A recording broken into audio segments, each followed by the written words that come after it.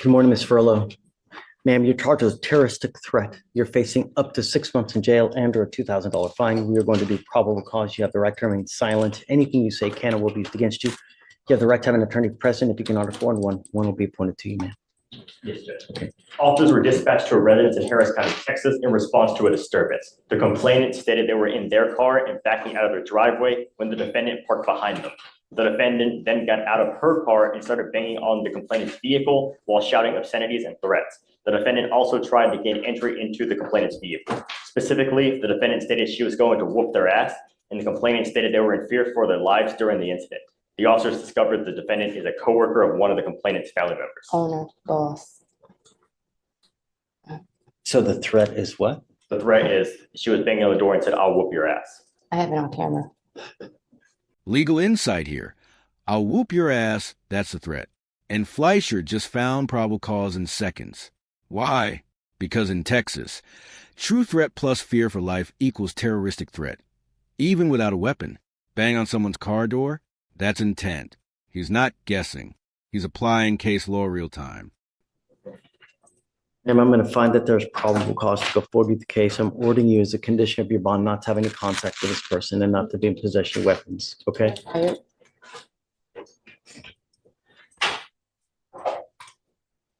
What do you do for a living, ma'am? I own a fleet company, 3 trucks, and they're my drivers for the road, my OTR drivers.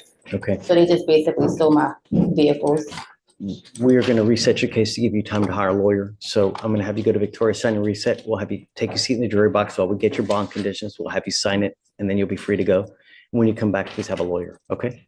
But I move out of state next month, so I just talked to my. We'll have you sign a reset, and then we'll just take a seat while we get your bond conditions. We'll have you sign the bond conditions, and then you'll be free to go. Okay? Please. You were Jalen Washington. Mr. Washington, you're charged with driving while intoxicated. You're facing up to 6 months in jail and or a $2,000 fine.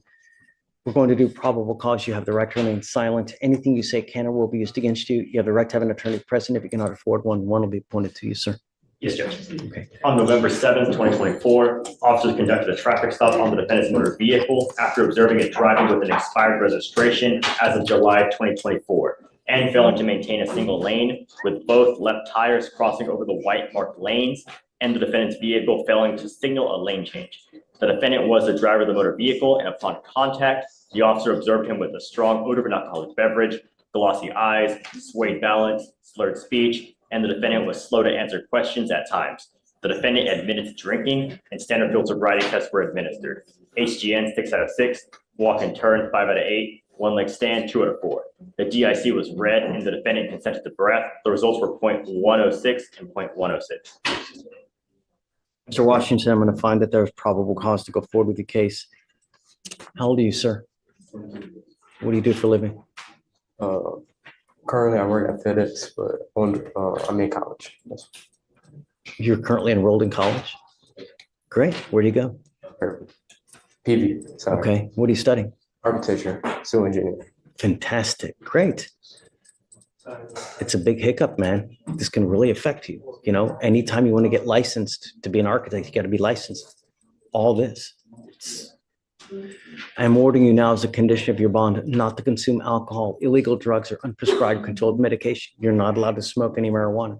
I'm going to test you. If I find that you continue to use, I'm going to put you in jail. Do you understand? I'm not asking much. I'm just asking to stay clean. That's it. Do you have a Texas driver license? Yes, sir. Do you have liability insurance in your name? Okay. But I'll have a vehicle. Do you see if he has a license? Any prior DWIs as well? There are no priors, Your Honor. I'll run his license right now.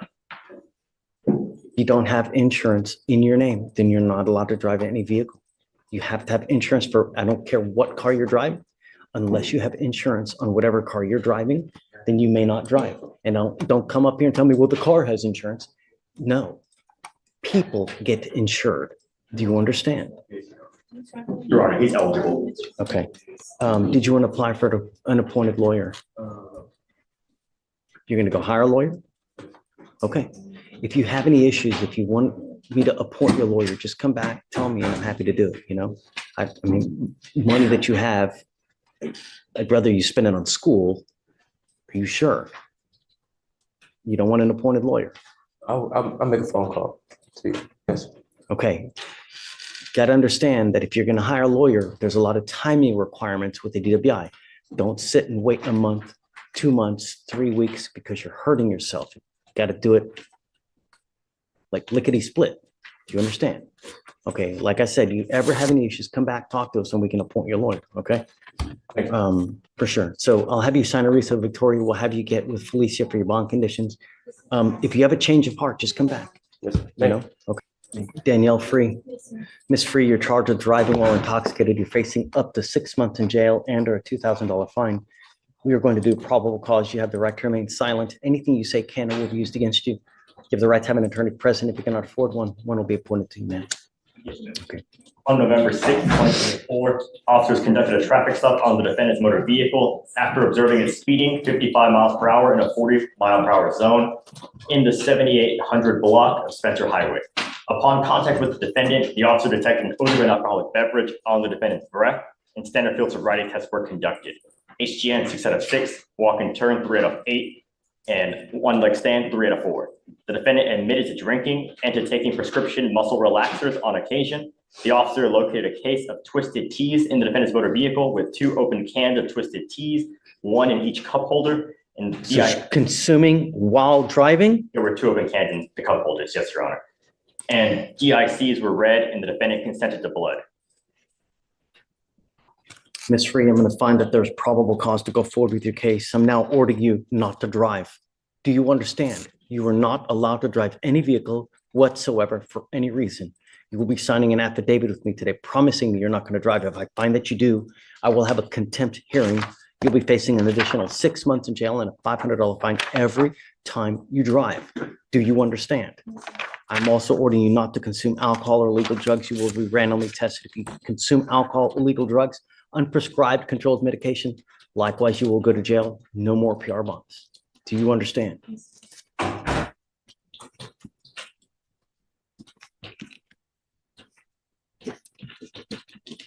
Any prior DWIs, Alex?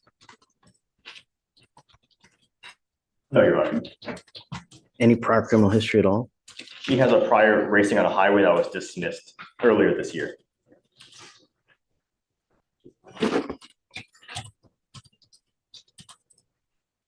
What do you do for a living, Ms. Free?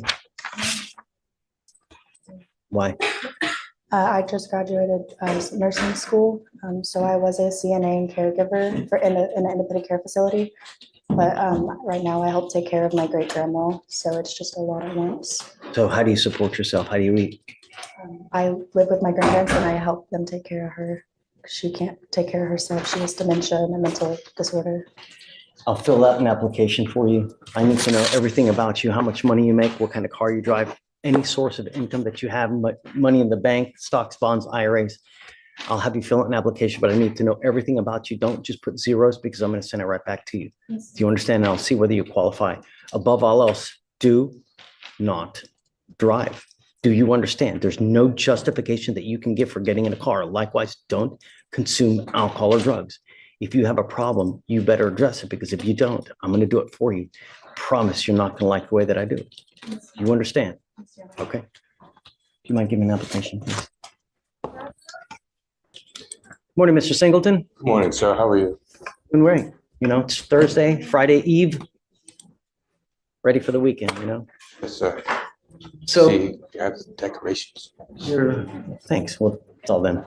Yes, sir. Your lawyer has asked for me, or is asking for a bond reduction in your case, but, you know, my concern, and I guess my very, very primary concern, is public safety. You've got a lot of serious charges, and from what I see, your bond is now at around 200,000. You've got 2 open aggravated assault cases, and you got an assault of a family member with us. Our bond is set at 5,002. What did you guys want? Possibly looking for a PR bond due to the fact that his other 2 cases are extremely high. We believe that he should be able to bond out on that. We have been talks. He has been in talks with some family members regarding possibly coming up with money for the other 2 bonds, but reducing it, he would possibly help him out regarding the overall amount that he will have to come up with. Well, so my concern is it looks like, Oh, here we go. Aggravated assault with a deadly weapon dismissed. But now 2 new cases, machete and a gun, over bushes. Fleischer's face says it all. He's connecting dots. Question. Should a PR bond even be on the table after pointing a gun at someone's head? Comment no bond or second chance below. in September, he had an aggravated assault with a deadly weapon dismissed, right? I believe that case got filed twice, and they, So what's going on with the cases upstairs? And is it the same complaining witness as our case? So there's two complaining witnesses on those cases, Judge. And it looks as though it's a different complainant with us. Is there a weapon involved? Is it a shooting? On the aggravated assault with a deadly weapon, Judge, so in the felony cases, there's 2 weapons involved, a machete and a gun, a 9mm handgun. Does he shoot at them? Does he shoot? At them. So the state would be opposed to lowering bond, Judge, given the severity and the propensity to violence that felony cases also show. Oh, I think I remember this case. It's about a neighbor, and it's either about like a fence or it's about some bushes or some, right? So, So the state's concern is community safety, Judge. So for those reasons, we would be opposed to lowering his bond. even if it's not, going totally to a PR, if it's possible to do 2,500, that would be. I don't know, you know, I mean, we gave you a PR bond in this case. I let you out, right? And then you go out, you allegedly have these now 2 aggravated assault cases where in one, you point a gun at someone. Shoot them in the head. And if I remember, it's something so trivial over.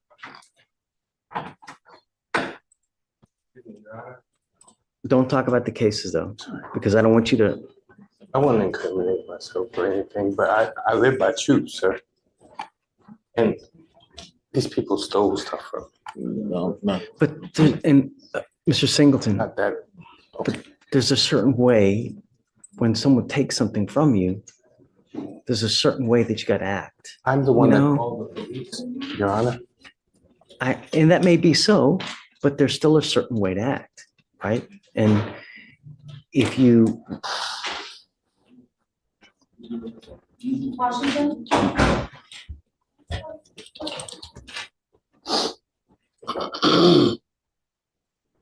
Refresh my memory because I just don't remember it. I can read. Yeah, go for it. Just a brief synopsis. On or about September 7th, 2024, complainant Sarver Shh. in his truck when he was awoke by the defendant knocking on the window with a 9mm handgun. The defendant then pointed the gun at complainant Sarver and demanded that the complainant get out of the car. When complainant Sarver got out of the car, the defendant stated that he would shoot the complainant in the head.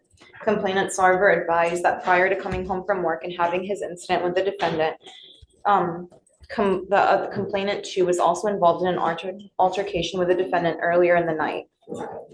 The second complainant stated that an altercation arose between him and the defendant, which resulted in the defendant punching the second complainant in the face, causing him pain. The second complainant punched the defendant back and the defendant ran to his house. Shortly after, the defendant returned with a machete in one hand and a stick in the other and was calling out for the second complainant to come out to the street. So it seems as though he pointed a gun at complainant 1, and then in complainant 2, he punched him, and then when the complainant punched him back, he came back with a machete and a stick. Sorry, Mr. Singleton, it's just too dangerous for me, man. I can't give you a PR bond. I already gave you a PR bond. We let you out, and then you pick up these 2 serious cases. You know, if we give you a PR bond now, if we were to lower, I mean, what's going to happen? You're going to pick up a 4th case? We're trying to prevent that from happening, you know? Order in the court. May I speak? But not about the cases, okay? Just because I don't want you to hurt yourself, you know? I understand, Your Honor. But I don't recall you ever giving me a PR bond, sir. We gave you a PR bond on, in our case, we gave it to you on 8/12 of 24. I gave you a PR bond. We let you out of jail. you know, you had certain conditions that you're supposed to follow, no weapons, no contact with the complaining witnesses. And so here we are with two very serious cases. If you're able to bond out, and if you have someone, come back, talk, perhaps we can, My fiance. you know, but This is arguably the most important moment in the hearing so far. Legally speaking, the court isn't focused solely on the current bond request. The judge is evaluating a broader pattern of conduct and determining whether releasing someone under less restricted conditions would create additional risks.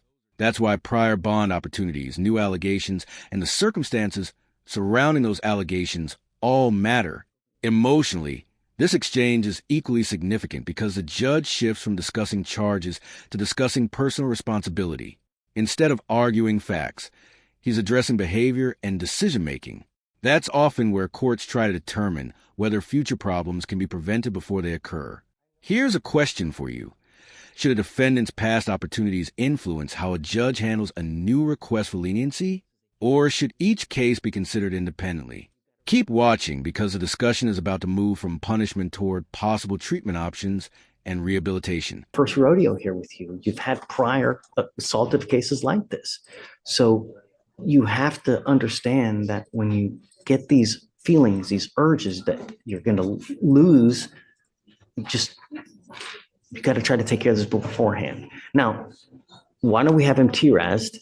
Okay, let's see what it says. Let's see how to go forward. You know, if they say that there's treatment that's, you know, I have options available to help you with these issues. And I'm willing to help you and I want to. Yeah, we will do it. But the first things first is I got to have you evaluated to see how we go forward. And if you let me do this, and if you're honest with me, Mr. Singleton, let's try to work something. I will be. All right. Can you set up a TRAS for Mr. Singleton? Yeah, please. I'm going to set you for an evaluation. I'm going to have you speak to clinicians. Be honest. I will. We'll come back in a couple days. Today's what, Thursday? Come back on Tuesday. Let's talk about how we go forward. Okay? Yeah. Look, this isn't the be all end all, but let's see how we go forward. You know, that's why God put eyes in the front. So we go forward. We don't go backwards. All right? Okay. All right. Thank you. Appreciate it. Stay. Okay?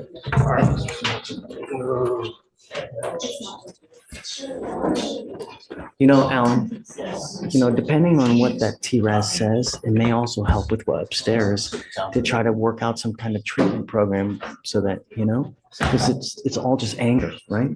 Yeah. That's the first time I've seen her actually. Like that, so it may be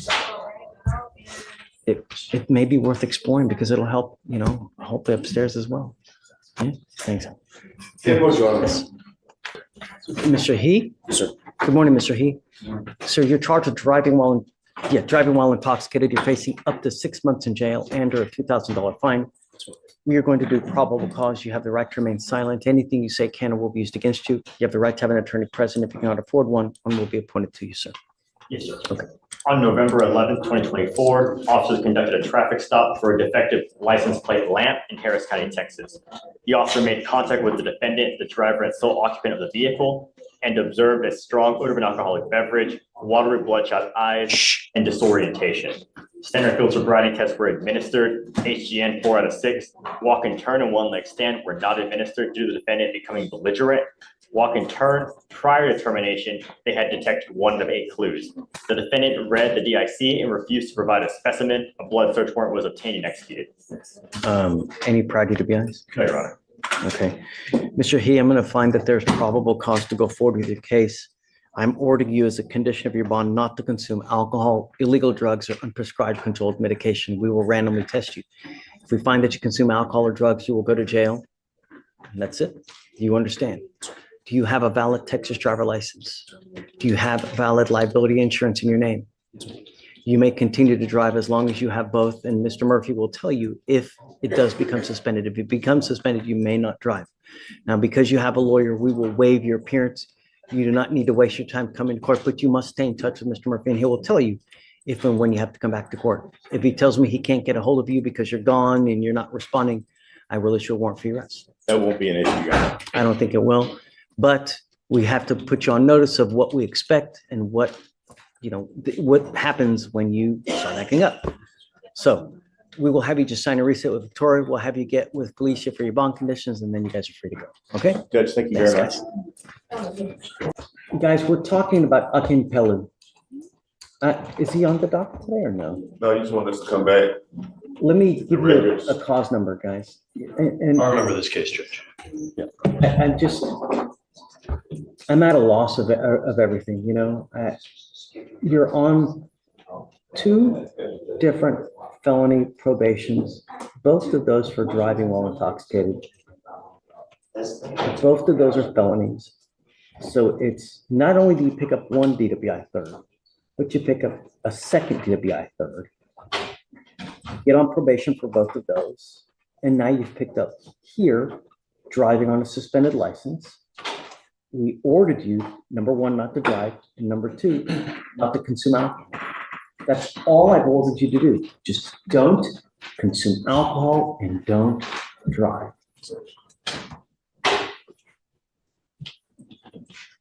Has anything happened upstairs?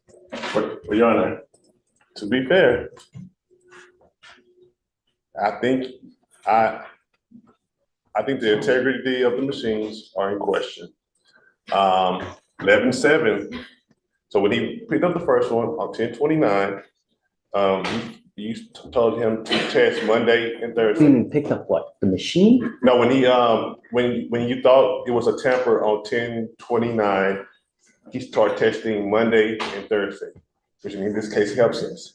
So on Thursday, 11/7, he was here in court where he tested. He tested at 12 o'clock.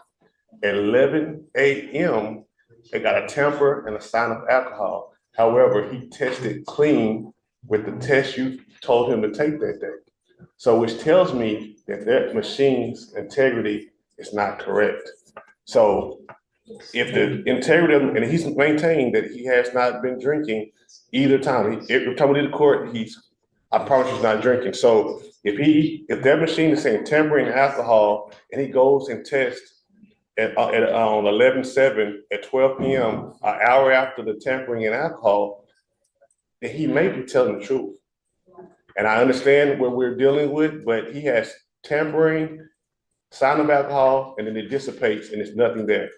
So I'm on the same page as you as far as I never want to punish someone who's never done or who has not done anything wrong. That's not, we don't do that. We're the exact opposite. I mean, I scrutinize every single thing that Michael does, every case, every probable cause, I don't think I scrutinize the hell out of it. But at the same time, I also do that with people that are in front of us as well as people with charges, right?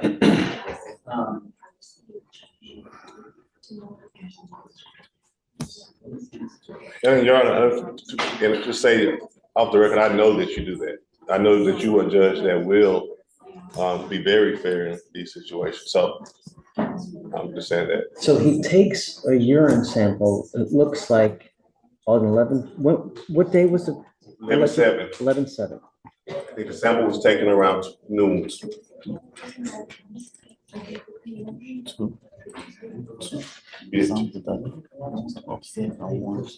He did 2 that day, 1 upstairs and 1 downstairs. So 11 and 1 o'clock. He had to do 2 different samples. 11, I think 07, they say he tampers and a sign of alcohol occurs. So he was here in court, but still have 2 urine analysis around the same time to say he. Alicia, Yes, do you Judge? have a test for 11/7? Because I don't have it. Yeah, so it's probably not in those records because right now it's just presumptive. It was presumptive, but it's negative. So nothing came back. I have it on my end here. It should be. What time was the positive for alcohol on 11/7? For the SCRAM report? Let me see. I thought it was like 11 a.m. Sorry, normally I don't look over those reports because I don't know how to use them, but I will try to figure it out. And Judge, I might have an unupdated report. The only BVR I have here is for a SCRAM violation from October 30th. Yes. Was there another violation? Yeah. Okay. So there's a violation technically pending on our end because he was coming in that day, so I addressed the violation. And so they were waiting to file it to see if judge wanted that to be filed because he was going to address it at court. And that's what we're discussing from 11-7. So that violation is pending a UVR because judge is taking action on it already. Do we have a, I could have sworn you said that there's another presumptive alcohol On 11-7. on 11-7. No, there's a presumptive negative for the POC test that he took, our rapid test. No, yeah, right. On I know that 11-7, one. it was a alcohol detected, but. can't What be time was that? confirmed. I'm trying to read the report. but Because I that's, can't- I don't know how to read the see, report. we've got a So I presumptive. got it right here for Brittany Gordon. The defendant order was to obtain a SCRAM device. The defendant's SCRAM device has confirmed one tamper event.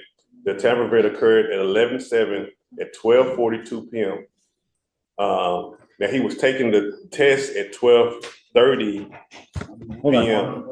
Saying it was 11-7. At 12:42 p.m.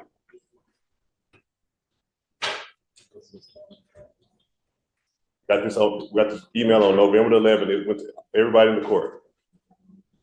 And alcohol was detected during the tamper. However, alcohol cannot be confirmed as consumption because of the nature of the tamper. It began at 2:25 p.m. and returned to baseline at 8:04 p.m. We also took another test with you guys on 11-7. Yes, that was at 12:47, I believe. Let me double check. What?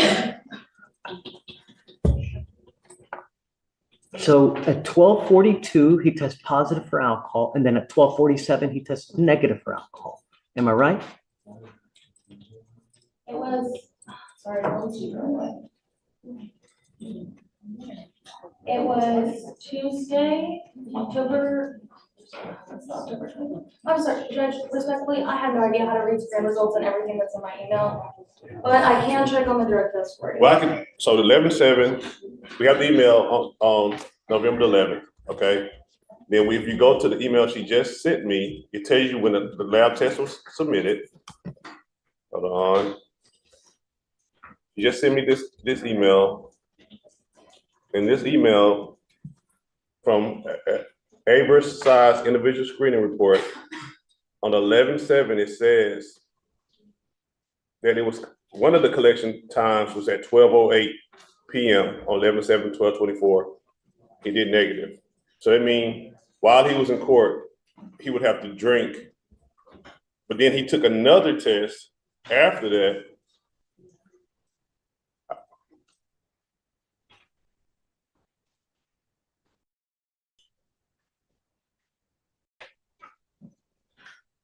I don't know what the other test is at. What I'm saying, Judge, I've been saying this whole, if we were in trial right now, the whole integrity of these machines would be in question right now, because in the previous test, because the same exact message that we got on 11-7 was the same exact message that we got on 10-29. SCRAM tamper, alcohol cannot be confirmed, same thing. So what I'm saying at this point, he has maintained to me, and I know he's messed up numerous times. He's maintained to me that he has not touched alcohol since his last situation. He did drive. He's wrong for that. But these new testing procedures that he's got, huh? I mean, he did That's right. why we're in here, because he was driving.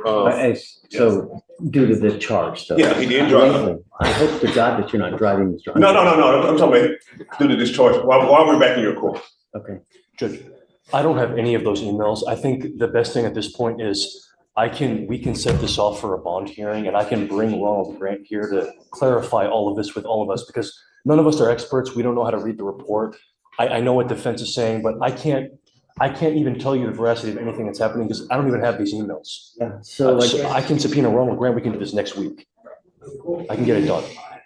let's not disrupt other people's lives. It's Sure. not necessary. Sure. He is saying that we have a test, and I mean, what Mr. Evans is, test 11/7, the SCRAM at 12:42, there's a positive, but then 7 minutes later, there's a negative when he goes up there to test. Hold on. Positive on the SCRAM at 12:42. Negative on a different test at 12:47? 5 minutes apart? Either this guy chugged a beer in the courthouse bathroom, or that machine is lying. Fleischer just said, I'm not jailing anyone until I know 100%. That's called judicial integrity. Rare and beautiful. The machine's obviously messed up if that's true. Is that what you're saying, Felicia? And then I've also noticed on the SCRAM report, I asked them, because again, myself, I cannot acquire this, I have to have it provided from our case managers and the provider of the device. But the SCRAM report, the only one that I'm seeing attached to the email is for the DVR that was filed for the 29th, but I'm not seeing the one from 11/7. So we don't have a SCRAM report from 11/7. We have an email. It's not attached in the email, but we do have the rapid test when he was on site. The rapid's negative. Yes, and then we were informed, like I informed you yesterday, of the pending BVR violation for the 11/7 Hold at that time. on. So, Judge, we don't even have the SCRAM report. We don't know what the presumed blood alcohol content was. It's very possible that if he had a very low blood alcohol content or breath alcohol content, that the SCRAM detected that he could have come to court, taken a test and gotten a presumptive negative because it's already been eliminated from his system. That's why I'm saying I believe we need to get that SCRAM report from 11/7, get what the tamper is, have Ronald come up here and tell you what's possible or what's not possible, because he's the expert, and I get what defense is saying, but he doesn't know either. But I don't think- let me respond to that. What we do have is a test that happened at 12:07. Right. And I can show you that one. So even if we don't have the one that she spoke of, 12:47 that she referred to, we have a test right here, which will make us have to believe that he, while in court, he drank some alcohol if these machines are deemed to be valid. And we were about to reprimand him for the 11/7 situation, but now it's time to. Reprimanding or remanding, he's suggesting that we just do it at a later time to get everything all together. Okay, well, in the meantime, since these machines. I'm not gonna take him into custody until I know 100%. But can we, because he's working, he's come up here, the reason why you put him on Monday, Thursday is because these tamper going down. So we're gonna wait to see if these machines are valid. I'm requesting that we go back to the same bond conditions that we had prior to the tampering. So he does not have to miss work twice a week, coming out here and testing, because all we know, this could be a big mistake. And I would strongly object to that, Judge, based off what he's on probation for right now. But the only reason why we're doing the twice testing is because of the tampering. So if the tamperings are invalid, why are we doing something extra when that wasn't what the judge originally wanted? Well, because there's an allegation right now. We need time to confirm or deny that. But for now, the safety of the community warrants these bond conditions, in my opinion, Judge. And I strongly disagree. Mr. Evans, we have a curfew on, right? I don't think we have a curfew. We just have the SCRAM. You just have He has a SCRAM. curfew, Judge. Yeah. Well, So, so, okay. Are you working now? yes, sir. Working with a hospital in, I have a project with Epic. So I assist physician and nurses on the software they use called Epic. The software is called Epic. I don't want anyone to lose a job. I mean, the last thing I want is someone to lose a job, right? But I have to know that you're not drinking. I can tell you. I know that you tell me no, but all I have are consistent problems. Every time we had you on docket for whatever it may be, there was always problems. Every single time you came in here with the DWI, there were issues. Every time you came in here with the suspended license. And I'm telling you the history that we have, Understand. you know? Understand. So that's why it's hard to believe all these coincidences when the nature of my relationship with him was every time he had a case, there was at least 3 BVRs. Every single. And I was on your, I was completely on your side. I thought he was telling me not the truth. But once I saw that he was in court that day. Let's do this. Let's set it for next week.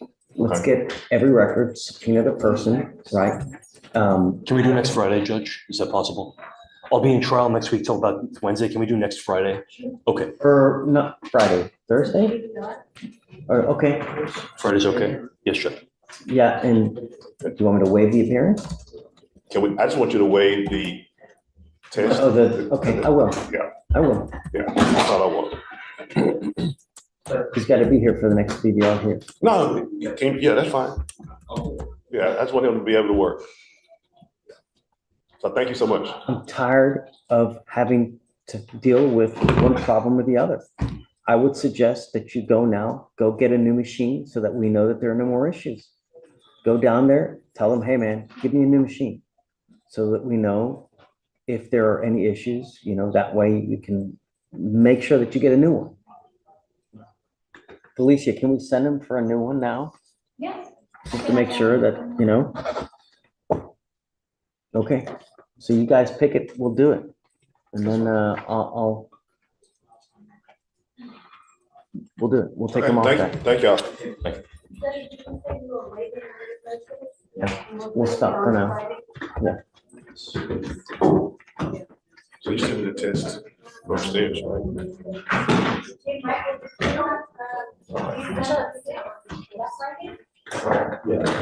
Okay, Connie. Okay. Salazar, Your Honor. Good morning, Mr. Salazar. How are you? No good. How about yourself? Friday Eve. So, Got everything worked the felony out, Judge. He pled guilty to the felony. I believe they reduced it to a lesser included, reduced it to a misdemeanor. Oh, they did? Yeah. And, Okay, so it's not a felony. Good. but they're deported. They've already got the deportation orders in on it. Really? Yes, sir. Yeah. These are things that you got to think about, man. When you're not in this country with permission, you have to think about these things, because when you start acting like a fool out there, they can put you in immigration custody, and then you're stuck like Chuck and then they'll end up, sending you back. What's going to happen now? Is it from Mexico? Where is it? Yeah. Yes, sir. Yes, sir. So do you have family there? At least when you get there, Yes, I do. okay, well, that's good. Yeah. The only thing I'm gonna tell you is that if you want to come back here, do it the right way. You gotta ask for permission first. Don't just come here. Because if you get caught with the feds, you could be looking at serious time in federal custody, years and years. Don't just come. Do things the right way. And when you do that way in life, good things happen, So what are we doing here? We're pleading true to the MRP violation, Judge.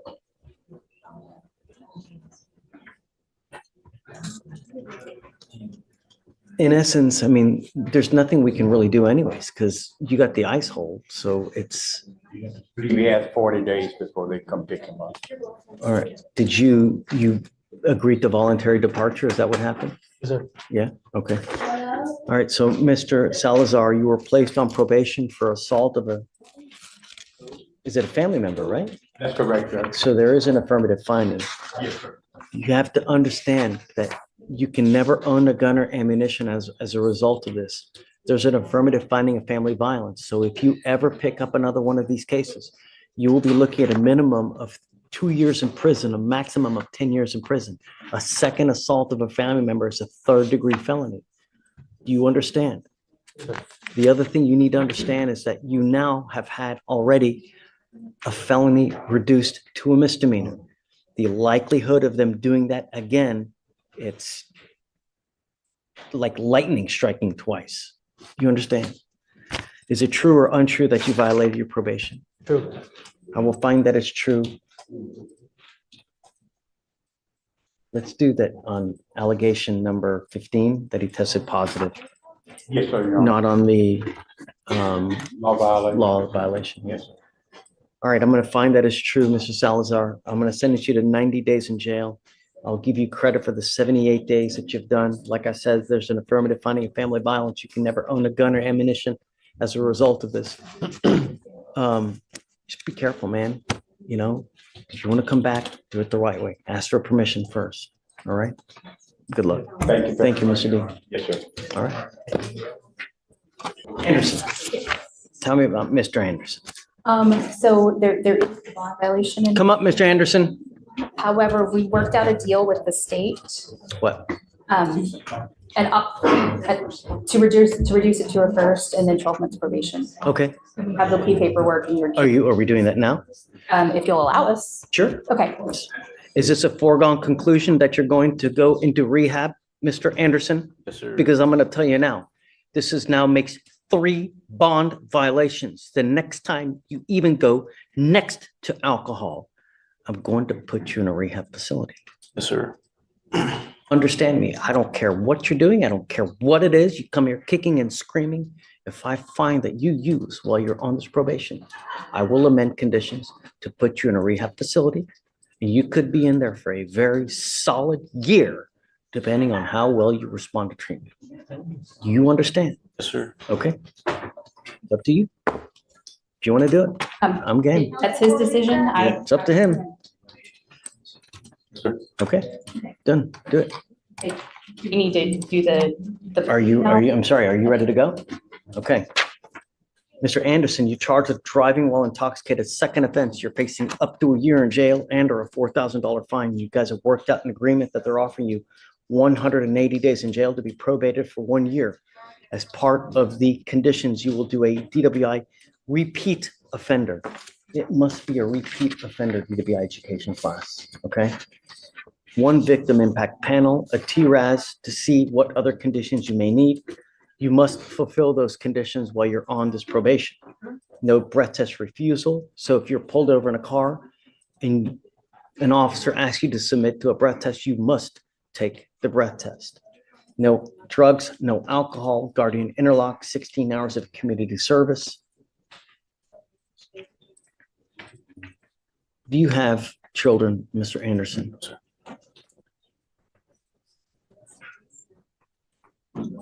What does he have on now? Does he have on a guardian interlock? What does he He has a have? SCRAM right now. Okay, I'm going to keep that on for now because I'm suspending his license for a year and I want to make sure that he's not consuming alcohol at all. So you want him to have the SCRAM and the interlock? Yeah. And that's with the franchise, so it'll have to be taken off and then new one will have to be put on from. Okay, no, I don't want to take this off until he puts the other one on though.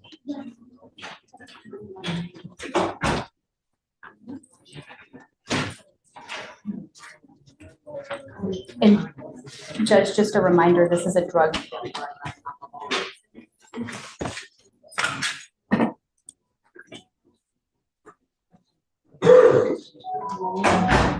I don't know if that changes your No, decisions. I have here that he consumed alcohol. So he's still using.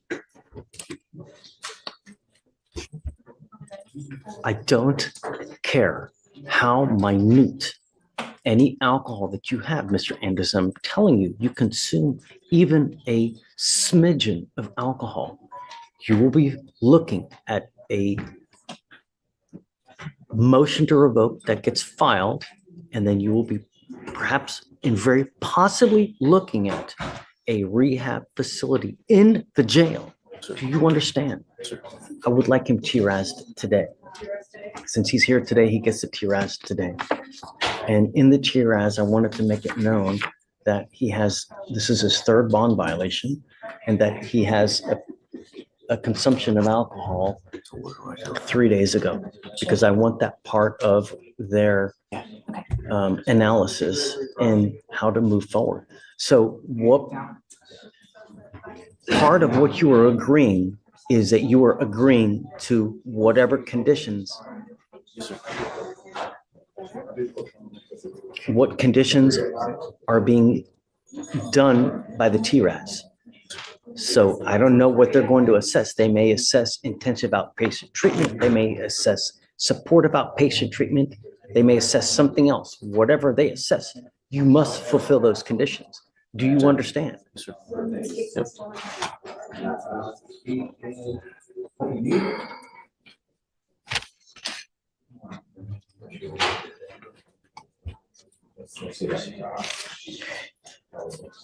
The other thing that you must understand is that even though they're reducing this to a first, and the reason that they are reducing this to a first is to a first DWI is to bypass the mandatory 5 days in jail.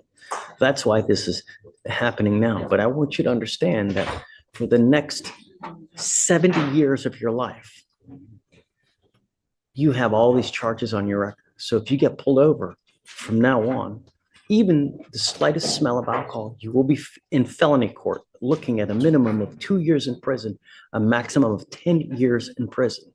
Do you understand? Sir. So I wouldn't even step near a car if you've had something to consume or if you've had any alcohol whatsoever. Even if you take too much NyQuil, that will cause a loss of the normal use. You understand? You're giving up the right to a trial, right to compel witnesses to testify on behalf, confront and cross-examine your accusers. If you're not a citizen, there are possible immigration consequences. You can be deported, excluded from the country, denied naturalization. You give up the right to appeal. Once you accept this agreement, you can never change this or undo this. Do you understand? How do you plead to the second offense, DWI, being reduced to a first? Guilty or not guilty? Guilty. Guilty. Is it above a 0.15? Is this above a 0.15? Morgan? Do you know? No, Judge. Sorry? No, Judge. No? All right, I will find you guilty. I will send it to you the agreement. What do you do for a living, sir? I build valves for oil rigs. And how much money do you make a month? About 2 a month, 2,000 a month. How much do you really make a month? 25. How much do you really make a month, sir? 2,500. Order in the court. I'm not going to assess court costs, but I don't know about assessing the surcharges. That's why I'm asking these questions. The surcharge shouldn't be assessed on a probation. It's only on a final conviction. This is a conviction. It is a conviction, but It is a conviction. it's not for DPS. They don't consider it a final conviction because, It is, though. It absolutely is. We're not doing a deferred. right, it's a final conviction for the purposes of it being on his record forever, but not for the surcharge. Okay, so I'm going to take a look at that now. Okay. I don't believe that that's the case because I'm going to issue the surcharge on him. Okay, Okay, if it's not, I mean, I'll take a look now after it dies down, okay, but I don't think that's right. But, and, I mean, you'll be around, right? yes. Okay, give me a second. Let me thin out the line and then we'll talk. All right, take a seat, or I'm going to have you sign all the paperwork. Yes, sir. Watch yourself, Mr. Anderson. Yes, sir. No tolerance. All right, good luck.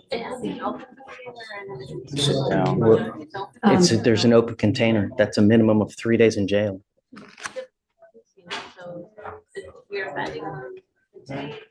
Did you want me to abandon the open container? I'm okay with abandoning it, Judge. Okay, all right. Okay. So what's going on?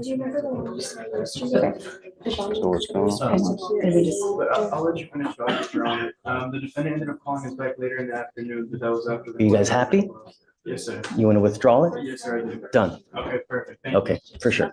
And Judge, before we're done, there's a companion case that's being dismissed as part of the agreement. Right, and I see that the gun case will be dismissed. Oh, what about the gun, though? Are you guys forfeiting the weapon? I believe that was part of the agreement, yes. Okay, the weapon will be forfeited. All right, it'll be Order in coming. the court. It's Do you want getting too loud. do you want him to speak with probation? Yes, please. Judge, I just had a question. You want us to just grab on as soon as we see her? Correct. Yes. And then the signer? Is it all right if I text one of our clients? About yourself? Of course. Yeah, of course. Judge, see my turn. Is it okay if she stands up here with us? Sure. Thank you, Judge. Hi, how are you? Good. How are you? Welcome.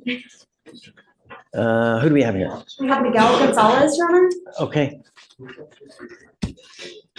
Good morning, Mr. Gonzalez. Good morning. Mr. Gonzalez, you were placed on probation for driving while intoxicated. It is now alleged that you have violated that probation, specifically in that, I guess we're not going to go forward on that. Today's hearings showcase the difficult balance courts must maintain between accountability, rehabilitation, and public safety.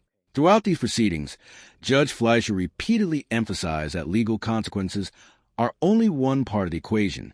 Whether discussing DWI cases, probation violations, bond requests, or allegations involving violence, the focus consistently returned to preventing future harm and encouraging meaningful change. Some defendants received opportunities to address underlying issues through treatment and supervision, while others face consequences tied directly to repeated violations or ongoing concerns about community safety. What makes hearings like this so compelling is that every decision carries real-world consequences for defendants, victims, families, and the public. The courtroom isn't simply deciding what happened in the past. It's also trying to reduce the chances of future mistakes. If you found this case as intense as we did, hit that like button. Share your thoughts in the comments, and don't forget to subscribe for more powerful courtroom breakdowns.